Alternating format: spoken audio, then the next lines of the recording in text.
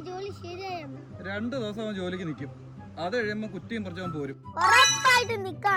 കാണാം കാണാം, അവന്റെ ഉറപ്പല്ലേ? കാണാം. ഒരു പുണ്യാളം വന്നു. എന്താടാ? ഒന്നുമില്ല. അണ്ണാ അണ്ണാ അണ്ണാ അണ്ണാ, അതാ പ്രത്യക്ഷപ്പെട്ട.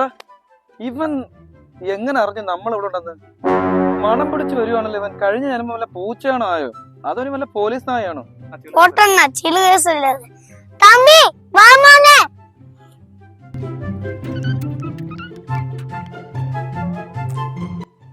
ഹലോ തമ്പി, സുഖമല്ലേ?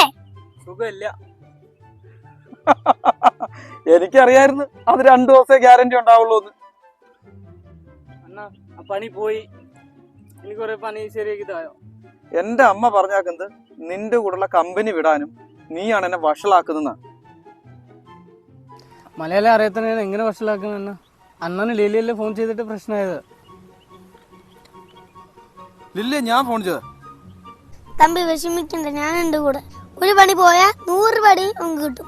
ആ കൊള്ളാം കൊള്ളാം. ആസാനും ശിഷ്യനും കൂടി 100 1000 പണിയും കൂടെ നടന്നു. ഓക്കെ അല്ലേ? സൂപ്പർ.